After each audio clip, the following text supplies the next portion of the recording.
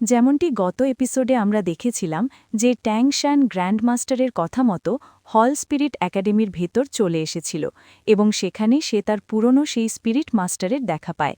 তিনি তাকে এই একাডেমির প্রধানের সাথে পরিচয় করিয়ে দেন। এখন প্রধান ট্যাং শ্যানকে নিজের সাথে একটি জায়গায় নিয়ে যান, যেখানে তিনি তাকে মার্শিয়াল সোল হল দেখান। এখানে অনেক হাই লেভেলের মার্শিয়াল সোল রাখা ছিল এবং এমন মার্শিয়াল সোল শুধুমাত্র বড় শহরগুলোতেই পাওয়া যায়।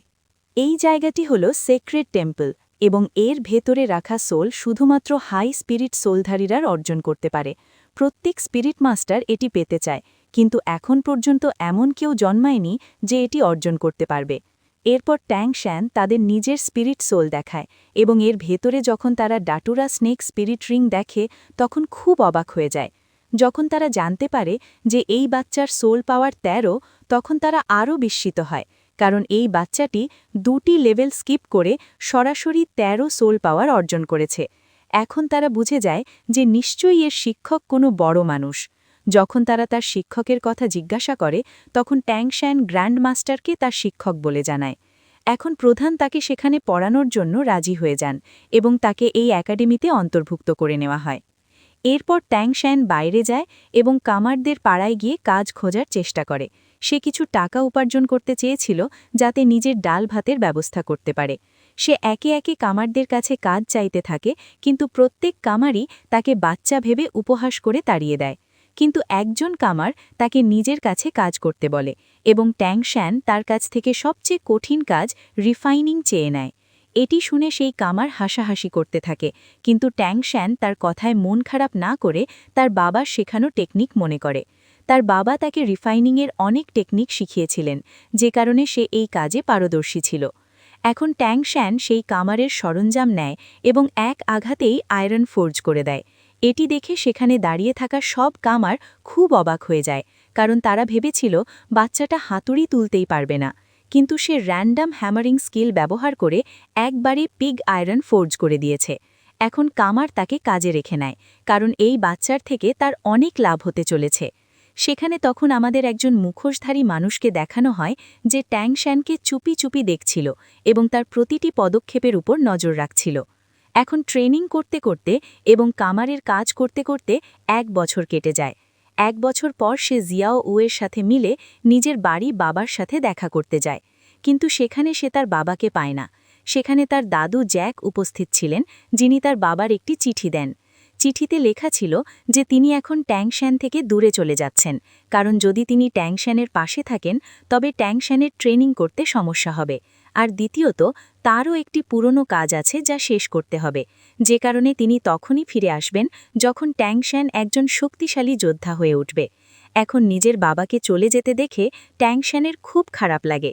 অন্যদিকে গ্র্যান্ড মাস্টার, যিনি এখনও শহরের ভেতরে ছিলেন এবং তিনি তার ছাত্র ট্যাং শ্যানকেই মনে করছিলেন, তখনই দরজায় ট্যাং শ্যানের বাবা ট্যাং হাও চলে আসেন।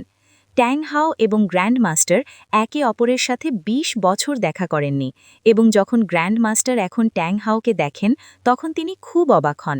তিনি এটাও বুঝে যান যে ট্যাং শ্যান তাঁরই ছেলে এবং এই কারণেই সে এত শক্তিশালী। এখন গ্র্যান্ড মাস্টার জানতে পারেন যে ট্যাং হাও নিজের ছেলেকে একা ছেড়ে দিয়েছেন, যার উপর গ্র্যান্ড মাস্টার ট্যাং হাওকে খুব বকাঝকা করেন, কারণ ট্যাং শ্যান এখনও একটি বাচ্চা এবং তার সাথে এমন করা ঠিক নয়। কিন্তু ট্যাং হাও তার অনেক কথা বলা সত্ত্বেও মানেন না এবং তিনি তার কাছে ফিরে যেতে রাজি হন না। তিনি এরপর তাকে একটি ভিন্ন ধরনের দেখতে ব্যাজ দেন এবং নিজে সেখান থেকে চলে যান। অন্যদিকে ট্যাং শ্যান নিজের বাবার জন্য খুব উদাস হয়ে যায় এবং তার কোনো কিছু করতেই ইচ্ছে করছিল না, কিন্তু তার বন্ধু জিয়াও উ তাকে সাহস দেয় এবং তাকে বোঝায় যে তোমার বাবা তোমার মঙ্গলের জন্যই তোমাকে ছেড়ে গেছেন এবং তিনি তোমাকে একজন বড় মানুষ হিসেবে দেখতে চান, তাই তোমাকে এখন দুঃখ ছেড়ে কাজে লেগে পড়া উচিত এবং বড় মানুষ হওয়া উচিত। এখন ট্যাং শ্যান বুঝতে পারে এবং তারা আরও অনেক কথা বলে এবং তাদের মধ্যে আমরা একটি রোম্যান্টিক অ্যাঙ্গেল দেখতে পাই। তারা দুজনে একে অপরের সাথে সব সময় একসাথে থাকার প্রতিশ্রুতি দেয় এবং ট্যাং শ্যান তাকে সব সময় রক্ষা করার শপথ নেয়। ট্যাং শ্যানের বাবা ট্যাং হাওয়েরও নিজস্ব একটি পুরো ব্যাকস্টোরি আছে, যা অনেক বেশি ইন্টারেস্টিং এবং সে সম্পর্কে আমরা সামনে জানতে পারব। এরপর ট্যাং শ্যান জিয়াও উকে তীর চালানোর ট্রিক শেখায় এবং নিজের লুকানো অস্ত্র দেখায়। লুকানো অস্ত্র দেখে জিয়াও উ খুব খুশি হয় এবং তার কাছে লুকানো অস্ত্রটি চায়, কিন্তু ট্যাং শ্যান লুকানো অস্ত্রের মতো বিপজ্জনক জিনিস তাকে দিতে অস্বীকার করে। অন্যদিকে এখন ট্যাং শ্যান আকাশের দিকে তাকিয়ে নিজের বাবাকে মনে করে নিজেকে এই প্রতিশ্রুতি দেয় যে সে একদিন নিশ্চয়ই অনেক বেশি শক্তিশালী হবে। এরপর তার ট্রেনিং করতে 5 বছর কেটে যায় এবং আমরা 5 বছর পর ট্যাং শ্যানকে জিয়াও উয়ের সাথে দেখি। তারা দুজনেই এখন বড় হয়ে গেছে এবং এখন তারা গ্র্যান্ড মাস্টারের কথা অনুযায়ী নিজেদের হাই স্কুলের পড়াশোনা করার জন্য শ্রেক স্কুলে যাচ্ছিল। তারা দুজনে এখনও একসাথে থাকত এবং তাদের মধ্যে এখনও কোথাও না কোথাও রোম্যান্টিক অ্যাঙ্গেল ছিল, কিন্তু শুধুমাত্র জিয়াও উয়ের তরফ থেকে। ট্যাং শ্যান তাকে শুধু নিজের একজন বন্ধু মনে করত। এখন শ্রেক ইউনিভার্সিটির ভর্তি পরীক্ষা 2 দিন পর এবং 2 দিন তাদের এই শহরে থাকতে হবে। এখন তারা দুজনে এই 2 দিন থাকার জন্য একটি হোটেল খুঁজতে থাকে। হাঁটতে হাঁটতে জিয়াও উ একটি হোটেল দেখতে পায়। সেই হোটেলের নাম রোজ হোটেল এবং এখন তারা দুজনে তার ভেতরে যায়। সেখানে মাত্র একটি রুম খালি ছিল এবং তারা সেটি বুক করতে শুরু করে, কিন্তু তখনই সেখানে তাদেরই বয়সী একজন ছেলে, যে দুজন মেয়ের সাথে দাঁড়িয়েছিল, সে আসে এবং তাদের বুকিং কেড়ে নিয়ে নিজে সেই রুমটি নিতে চায়। সেই ছেলেটি অনেক বেশি শক্তিশালী ছিল এবং হোটেলের ম্যানেজার পর্যন্ত তার সামনে মাথা নত করত। সবাই তাকে ভয় পেত, তাই হোটেল কর্তৃপক্ষ তাকেই রুম দিতে থাকে। এটি দেখে জিয়াও উ রেগে যায় এবং তার সাথে তর্ক করতে শুরু করে। সেই ছেলেটির নাম মিস্টার দাই এবং এখন সেও রেগে যায়। এখন তাদের মধ্যে লড়াই শুরু হয়, যেখানে ট্যাং শ্যান তার সাথে লড়াই করতে যায়। প্রথমে তারা সাধারণ স্কিল ব্যবহার করে একে অপরের ওপর হামলা করে এবং এই সব লড়াইয়ে ট্যাং শ্যান জিতে যায়।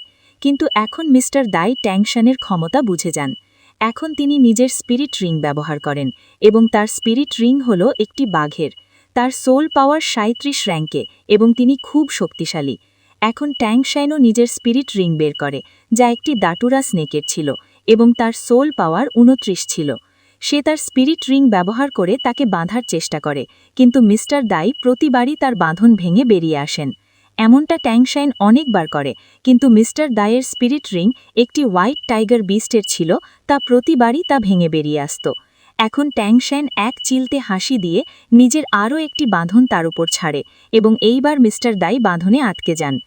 এখান থেকে এখন আমরা এটি জানতে পারি যে যতবার ট্যাং শ্যান তাকে বাঁধার চেষ্টা করেছিল, তা আসলে তাকে বাধা নয়, বরং তার উপর বিষ ছাড়তে চেয়েছিল এবং প্রতিবার তার উপর একটু একটু করে বিষ পড়েছিল, যার ফলে তার শরীর এখন পঙ্গু হতে শুরু করেছে এবং এখন সে বাঁধনে আটকে গেছে। সেখানে এমনটা মনে হতে থাকে যেন ট্যাং শ্যান জিতে গেছে, কিন্তু তখনই মাস্টার দাই নিজের তৃতীয় স্পিরিট রিং ব্যবহার করেন। তার তৃতীয় স্পিরিট রিং ছিল হোয়াইট টাইগার লাইটনিং ফরমেশন এবং এই স্পিরিট রিং তার বিষকে ধ্বংস করে দেয়। এখন ট্যাং শ্যানও বুঝে যায় যে একে এই মুহূর্তে হারানো যাবে না। এখন মিস্টার দাই জিতে যান, কিন্তু তিনি ট্যাং শ্যানের খুব প্রশংসা করেন, কারণ তার স্পিরিট সোল একটি ব্লু সিলভার গ্রাস হওয়া সত্ত্বেও সে খুব ভালো লড়াই লড়েছিল। এমন মনে হচ্ছিল যেন মিস্টার দাই ট্যাং শ্যানকে এখানে পরখ করতে এসেছেন, কারণ জেতার পর তিনি সরাসরি সেখান থেকে চলে যান। তিনি রুমটিও নেন না এবং রুমের বুকিং জিয়াও উ পেয়ে যায়। এখন মিস্টার দাইয়ের গল্পও আমরা সামনে জানতে পারব, কারণ তিনিও শ্রেক স্কুলের ভেতরেই অ্যাডমিশন নিতে চলেছেন। এখন তারা দুজনে নিজের রুমে যেতে থাকে এবং পথে তারা মিস্টার দাইয়ের ব্যাপারে কথা বলে। জিয়াও উ কোথাও না কোথাও ট্যাং শ্যানকে পছন্দ করত, কিন্তু ট্যাং শ্যান একজন দায়িত্বশীল এবং ম্যাচিওর মানুষের মতো তার দেখাশোনা করত। এখন রুমে পৌঁছানোর পর তাদের রুমটি খুব আলাদা মনে হয়, কারণ সেটি আসলে একটি হানিমুন হোটেল ছিল এবং এটি দেখে ট্যাং শ্যানের খুব অদ্ভুত লাগে, কারণ জিয়াও উ এত চমৎকার রুম দেখে খুব খুশি হয় এবং সে এখানে ওখানে লাফিয়ে সরাসরি বিছানায় গিয়ে শুয়ে পড়ে। ট্যাং শ্যান তাকে বিছানায় শুয়া দেখে সোফায় গিয়ে শুয়ে পড়ে এবং আজকের লড়াইয়ের ব্যাপারে ভাবতে থাকে। আসলে সে এটি ভাবে যে যদি সে চাইত তবে লুকানো অস্ত্র ব্যবহার করে তাকে হারিয়ে দিতে পারত, কিন্তু এতে লুকানো অস্ত্রের সত্য সবার সামনে চলে আসত, তাই সে লুকানো অস্ত্র ব্যবহার করেনি। সে এখন লুকানো অস্ত্রের ক্ষমতা মনে করতে থাকে এবং তার আগের জন্মের একটি কথা মনে পড়ে যে কিভাবে যখন তার সেক্টের ভেতরে একজন বিপজ্জনক চোর পালাচ্ছিল, তখন ট্যাং শ্যান লুকানো অস্ত্র ব্যবহার করে তাকে ধরে ফেলেছিল এবং তাকে মৃত্যুর মুখে পাঠিয়েছিল। পরের দিন তারা দুজনে শহর ঘুরতে যায়, যেখানে একটি দোকানের ভেতরে যাওয়ার পর ট্যাংশানের নজরে একটি ক্রিস্টাল পড়ে। সে সেটি কিনতে চায় এবং যখন সে এর দাম জিজ্ঞাসা করে তখন দোকানদার তাকে অনেক বেশি বাড়িয়ে দাম বলে। ট্যাংশান রাজি হয়ে যায়, কিন্তু জিয়াও উ তাকে এত দামি ডিল করতে বারণ করে। কিন্তু তখনই যখন দোকানদার দেখে যে ট্যাংশান যে কোনো মূল্যে এটি কিনতে চায়, তখন সে এর দাম আরও বাড়িয়ে যায়। এটি দেখে জিয়াও রেগে যায় এবং সে ট্যাংশানকে নিয়ে সেখান থেকে বেরিয়ে আসতে থাকে। কিন্তু তখনই দোকানদার ট্যাংশানের কোমরে গ্র্যান্ড মাস্টারের দেওয়া বেল্টটি দেখে ফেলে এবং সে বুঝে যায় যে এই ছেলেটি গ্র্যান্ড মাস্টারের শিষ্য। সে তখন তাকে এই পিসটি ফ্রিতে দিতে চায়, কিন্তু তবুও ট্যাংশান তাকে কিছু টাকা দিয়ে সেই পিসটি নিজের সাথে রোজ হোটেলে নিয়ে যায়। সেখানে হাতুড়ির সাহায্যে সেটিকে গুঁড়ো করে তার দানাগুলো সংগ্রহ করে।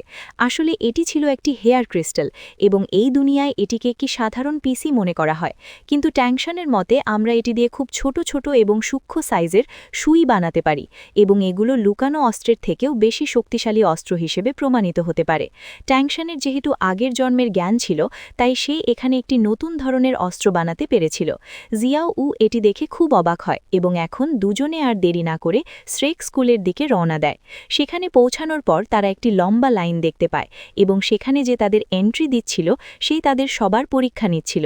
সেখানে যে বাচ্চাটি দুর্বল ছিল তাকে সে এন্ট্রি দিচ্ছিল না এবং যখন সেই বাচ্চাটি টাকা ফেরতের দাবি করে তখন তাকে সরাসরি তাড়িয়ে দেওয়া হয়। সেখানে তারা পরিষ্কার এই নিয়ম লিখেছিল যে যে দুর্বল হবে তাকে এখানে এন্ট্রি দেওয়া হবে না এবং তার ফিজও ফেরত দেওয়া হবে না। সেখানে মিস্টার দাইও দাঁড়িয়েছিলেন, যিনি তাদের সামলাচ্ছিলেন যারা রিফান্ড দাবি করছিল। মিস্টার দাই রিফান্ড চাওয়াদের এই বলছিলেন যে যারা রিফান্ড চাও তারা আমার সাথে ফাইট করো এবং যদি আমি হেরে যাই তবে তোমরা রিফান্ড পেয়ে যাবে। কিন্তু কারো মিস্টার দাইয়ের সাথে লড়াই করার সাহস ছিল না এবং সবাই রিফান্ড না নিয়ে নিজের নিজের বাড়ি ফিরে যাচ্ছিল।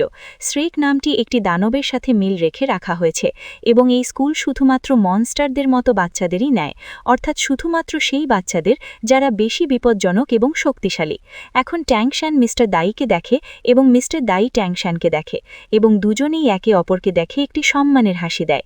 এখন ট্যাংশান এবং জিয়াও ওর পরীক্ষা হয় এবং তারা দুজনেই শক্তিশালী, যে কারণে তাদের দুজনকে এন্ট্রি দিয়ে দেওয়া হয়।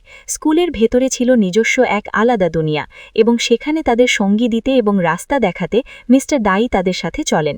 তারা পথে অনেক ধরনের কথা বলেন, যেখানে মিস্টার দাই আলাদা আলাদা সোল স্পিরিট সম্পর্কে তাদের জানান। সেখানে একটি মেয়েও ছিল এবং যখন মিস্টার দাই তাকে দেখেন তখন মনে হয় যে মিস্টার দাই সেই মেয়েটিকে পছন্দ করতে শুরু করেছেন। এরপর তারা ভেতরে যায় যেখানে অনেক দোকান ছিল। সেখানে একটি সসেজ বিক্রি করার ভেন্ডার শপও আসে এবং সেই ভেন্ডার শপের উপর ফোকাস করেই এই এপিসোডটি এখানেই শেষ হয়ে যায়। এখন এর ভেতরে আলাদা আলাদা স্পিরিট সোল সম্পর্কে বলা হয়েছে, যা আমরা পরের ভিডিওতে বলবো, কারণ গল্পের সাথে সেটি ব্যাখ্যা করলে আপনাদের জন্য খুব কনফিউজিং হয়ে যেত। তাই পরের গল্প আমরা পরের ভিডিওতে ব্যাখ্যা করব। দেখা হচ্ছে পরের পর্বে। সেই পর্যন্ত সবাই ভালো থাকুন, সুস্থ থাকুন। ভিডিওটি কেমন লাগলো কমেন্টে জানিয়ে যান, আর চ্যানেলে নতুন হয়ে থাকলে অবশ্যই সাবস্ক্রাইব করে বেল বাটনটি বাজিয়ে দিন।